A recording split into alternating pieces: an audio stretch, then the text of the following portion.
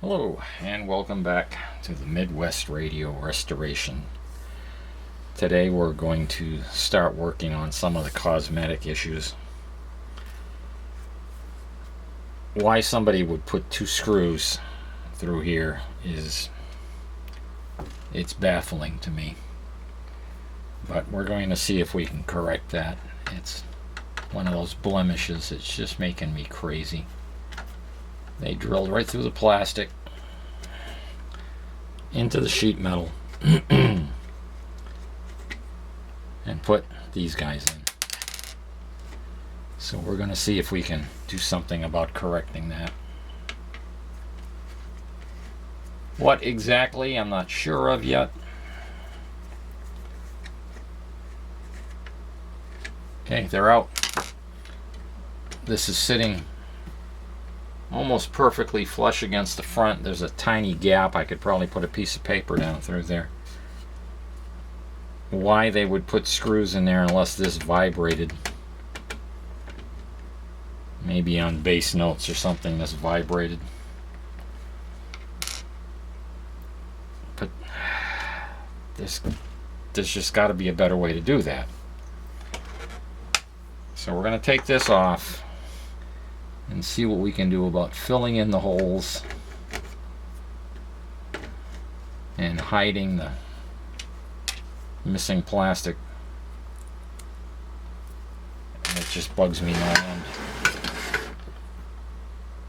Tiny little screws that look like maybe they're smaller than 256, maybe they're 0.80.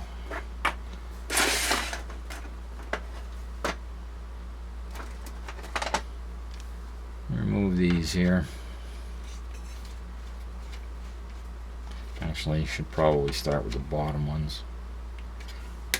Let's see.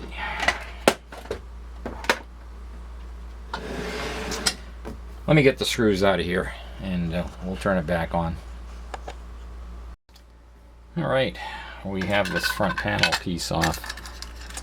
It's held together with 4 of these tiny little, I believe they're 0.80 screws, washers and nuts. And we can see what's been done to this front panel here. It's just criminal. Why would you do that? You know, when I took it apart, I could have maybe got a piece of paper down in between here. The thing to do if it was buzzing, it's not a very big lip on the back of this. Put some of the foam tape back here. The foam tape is just about the thickness of that lip, and you could stick this thing against the front and it would never buzz and vibrate again, and it wouldn't show and there wouldn't be any damage to the panel. It's remarkably clean in here. There's a little bit of dust, but remarkably clean for the age. So let's see what we can do about this. First thing I've got to do is clean out all the errant little bits of plastic that are in here and see what the real damage looks like. So let me take care of that. Okay, I don't know how much the camera is going to pick up, but I took a jeweler's file and cleaned up the sides of this area right here and here where the head of the screw had mashed the plastic out to the side, and I made that a straight line again along the edge. And I also cleaned up this area here and this area here. Now I haven't done anything about the holes yet. And then I took some headlight polishing compound to see how it would deal with the scratches. Of course, you know, when you're in here with a file, even with a piece of tape along here, it gets underneath and scratches a little bit. Now, can you see the dull surface here? I don't know how well this is going to show on camera. And compare that to the top edge where I went over this with some headlight polish. So I think after I finish doing all the reconstruction work, I'll just go over this with headlight polish and a slow buffer, and I think this thing will come back. The gold I'm not worried about. I have a technique to do that. You've seen me do that before. And the gold in here, after I cleaned it up with a toothbrush and Windex, is actually in pretty good shape. So I won't even have to touch these up. As for down here, I don't know. Let's see if we can get that in focus. There it says Midwest Radio Corporation, Cincinnati, Ohio, USA. And I initially had thought that this had gold in those letters as well. And there's a little glint. Try to keep this in focus here if I can. There's a little glint of gold on this corner right here. But I looked at this under my stereoscopic microscope, and there's not a hint anywhere of gold in the bottom of these letters. Not one of them has a hint. The only shiny spot, gold colored spot, is right here in the corner, which made me initially think that perhaps this area around the lettering had been gold. But there is, again, no evidence in any of the cracks or any of the mold marks along any of this that show gold paint. So I think this might have been rub-off transfer from something else, something banged into the front, or I don't think this area was ever gold. If anybody knows differently, let me know. But I cannot find any hint. Normally, if this area, this raised area, was painted along the mold mark here, you'd find evidence. You'd find some witness marks left of the gold, and there's nothing in there, and there's nothing in any of these letters after looking at it in a microscope. It's perfectly clean. So I don't think this area ever had any gold on it. So I'm going to leave it just like it is. I'll polish it, and that'll be the end of it. And I'm thinking what I'm going to do here is from the back side press some epoxy or some body filler. Now I don't know what kind of plastic this is. It's kind of soft, actually. There's no marking back here. I did one time see a kit you could buy that had all kinds of little plastic pieces in it, and the way it worked was you'd burn a piece of the plastic and take a scraping from the piece you were curious about and compare the smell. That seems kind of risky to me. Some of these plastics give off some pretty nasty fumes. Kind of a poor man's, what do you call it, mass spectrometer. But I think I'll pass on that method. But yeah, I'll be able to get in here, polish up this louvery looking area, and then I'll just redo the gold on this top section. That'll be easy to do. And then I'll just give this thing a polish, final polish. And I think it's going to come out pretty nice. Just a couple little areas I test polished. Just came out beautiful. The sheen came right back to this plastic. So that's where it stands now. I'm going to do some experimenting. I'm going to have to fill the holes, see if I can color some epoxy and get it close to a match for this color. And then I'll have to hand work this area back in here. Anything that comes up through, I'll have to, you know, make sure that the contours all match all the way across here. I know it won't be perfect. I'll never get it perfect, but you know, from 5 feet away I should be able to hide it, and it won't have those two ugly screw heads sticking out of here anymore.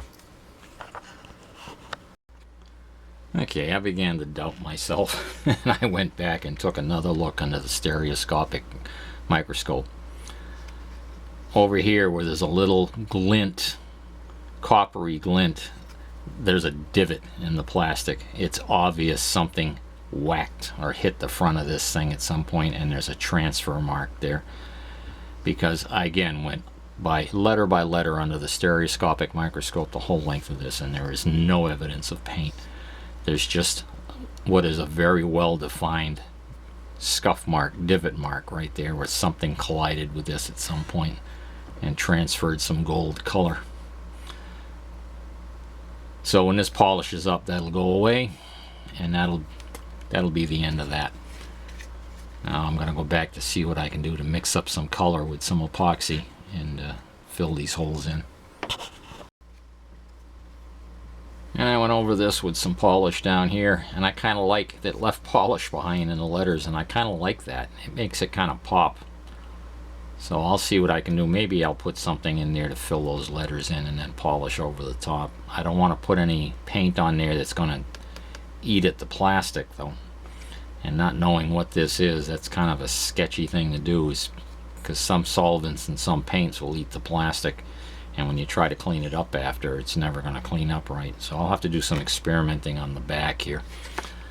And I noticed another feature where these little Phillips screws were, little tiny guys. On the back side there's a little boss right here with a hole in it on all four corners, but in addition to that there's a boss here and here and here. So this looks like it was originally designed to have 7 screws holding it on, and probably in a cost-cutting measure they just went with the 4 corner ones.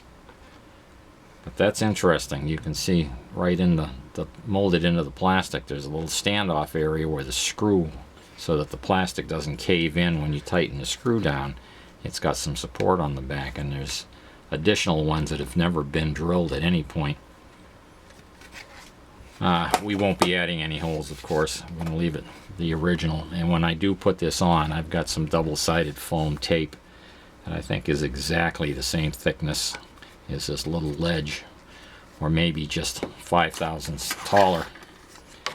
And when I put this back on, I'll stick it down so that there won't be any possibility of vibration. I'm thinking that has to have been what it was, is this, because of the paper thin gap in here, this probably vibrated on bass notes and drove him crazy. So they drilled a couple of holes in here and put a couple of screws to stop it, but it's just a crappy way to do it. We're going to get it fixed. And I'm going to start on the cabinet. I took several photographs. Excuse the air conditioner running over there in the background, keeps the humidity down here. Because it appears to me some of these features, like this one, are lighter color. And it appears to be the top is a little more blonde than the sides, and I want to try to recreate that as much as possible. But it's hard to tell if that's just faded finish or if there is, like this down here seems to be lighter color, as does the frame around the speaker. But the more I look at it, I'm not really sure if it's just faded. It's fairly dark inside. It's a very dark, almost walnut inside. And the record player, turntable phonograph that I have, barely, and I mean barely, fits in there. It clears by about 1/4 of an inch on both sides, so I got lucky. It's going to fit in there, and we'll be able to install one. But I think what I'm going to do is take this thing all to pieces and bag and tag all the hardware where it came from, and then I can refinish all the pieces and then put it all back together. I think that's going to be the best plan for this. This is going to take a while. The speaker grill down here appears to have been gold at one time, so we'll take that. I might glass bead that to clean it up, and we'll find some grill cloth, subdued gold or something along that nature, to put back in there. In fact, if we look at the other speaker that came in, I believe this is also from the same model because it had the same metal grill. Where did I put that? Oh, it's down here. This is gold. So I'll paint the other one. I'll take a look at both of them, see which one's in the best shape. And that's kind of a gold hue, so I'll find some grill cloth for that. What's interesting is I take apart these doors. This hardware was all together. This unit was completely assembled. This is bare wood here. They sprayed on the finish after all the hardware was installed. So I'm guessing instead of being a stain and then a clear varnish finish, this looked like it was probably a tinted varnish. They just did it all in one shot. And I read somewhere that this company cut as many corners as they could on finish for the wood. So I'll have to clean these up and give them a dark walnut spray job, I guess. But yeah, they obviously used like a tinted, you know, the varnish they put on there was already pre-tinted. The drawer pulls, however, are a different story. This was obviously finished before the drawer pulls were put on. And there's my original color. It appears all of these panels, which look kind of blondish at this point, were actually quite dark. And I'm wondering if the whole cabinet was just dark. We'll find more clues as we disassemble more. And as I'm disassembling, I found an interesting detail. The hinge screws come in two lengths. They're using the longer ones in the end grain of the door, and the shorter ones go cross grain into the cabinet itself.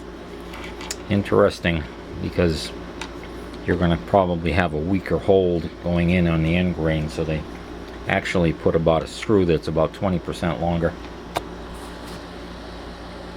It's strange. I read somewhere that Midwest like to cut corners, and that they did things like add extra tubes to make the set seem more desirable. Like, you know, they'd put double 5U4s or 5Y3 rectifiers in just to get the tube count up, and that the cabinetry was extremely cheaply made, thrown together out of the cheapest wood they could find. And I'm not seeing that. Now, perhaps that happened in the 50s, mid-50s, when they were on their last gasp and doing whatever they could, struggling to stay alive, trying to survive and not go the way of so many companies did, that so many companies did after the war. But beautiful dovetailing, solid wood doors. Now, there is some plywood in here. The sides of the cabinet are plywood with a veneer, but that's to be expected. Solid wood on the sides would not stand up well, it would crack. And there's details down here, like this door. You see the taper cut on this door? That's so that it will clear.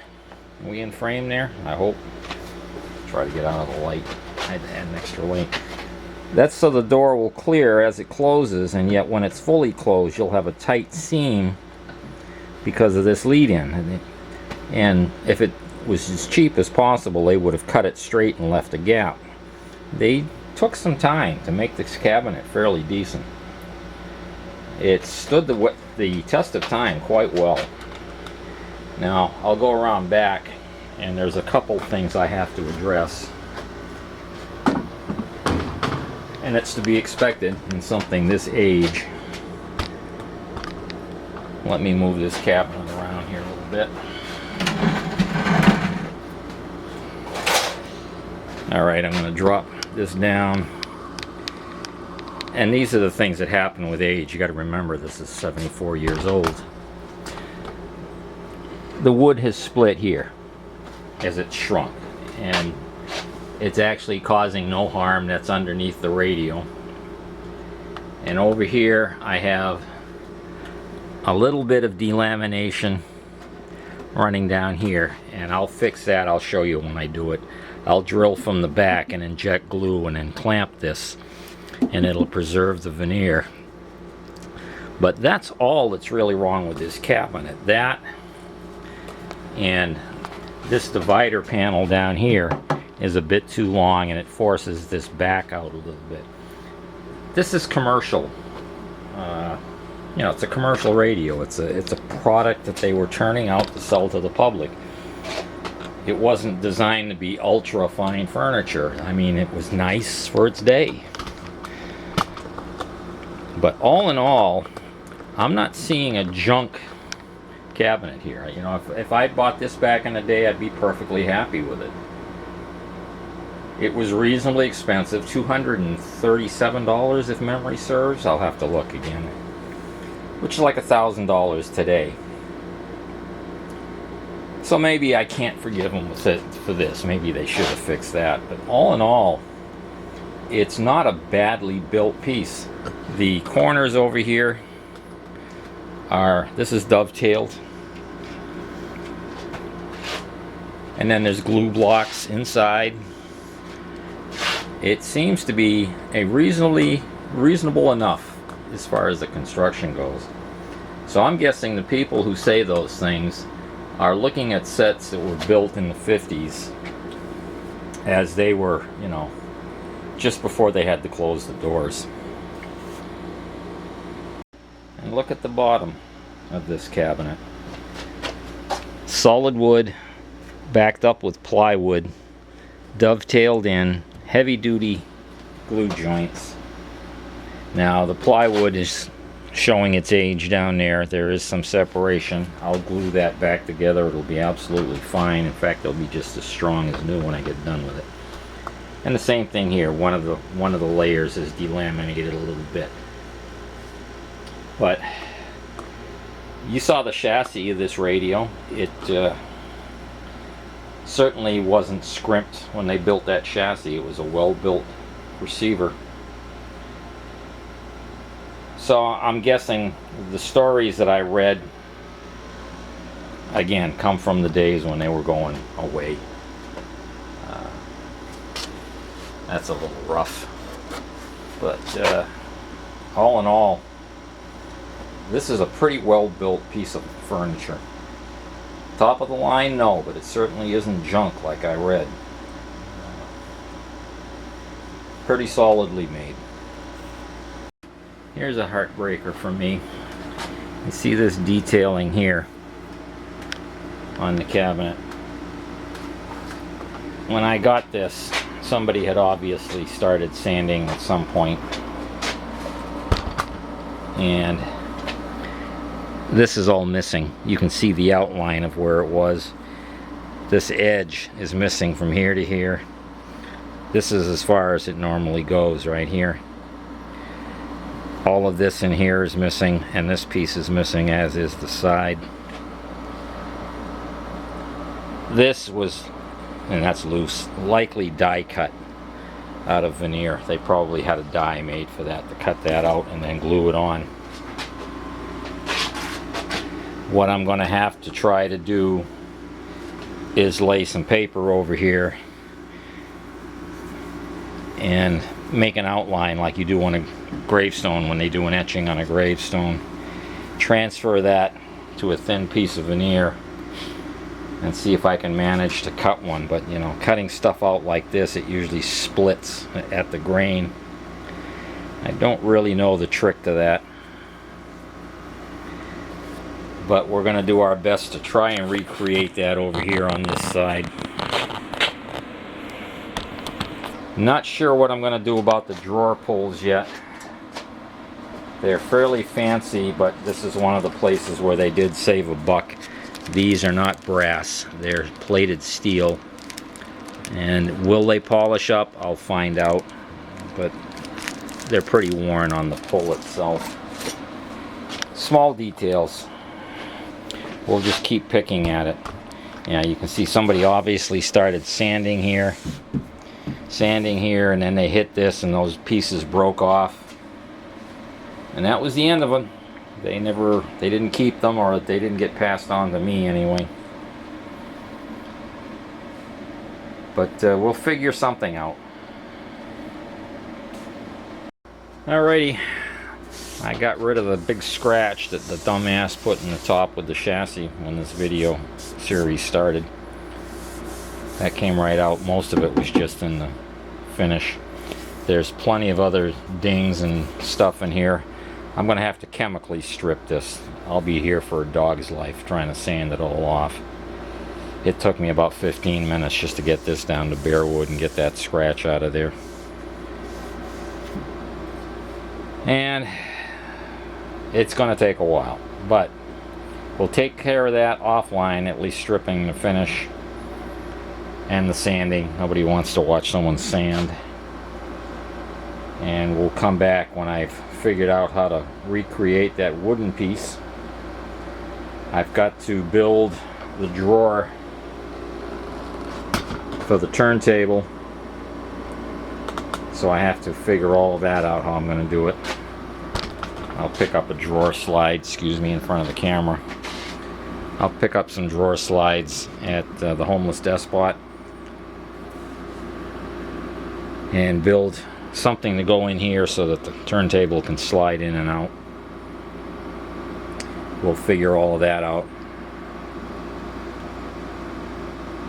A lot of the detail sanding is going to be a pain in the hoo-hoo, but I do have one of those little, I forget what they're called, little triangular shoe on the end of it, and all kinds of attachments. What the hell's the name of that tool? Anyway, I've got one of those I can get into the corners with.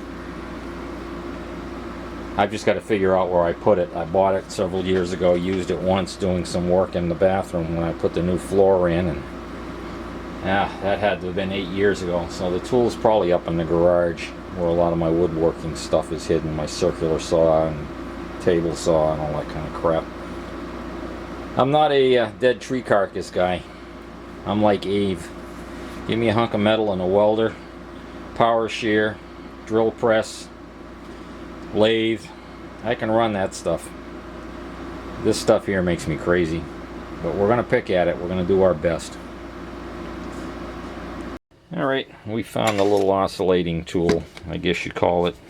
Multi-Max. This one's made by Dremel, but these sanding pads should help me get into the corners on a lot of those inlaid panels on the doors.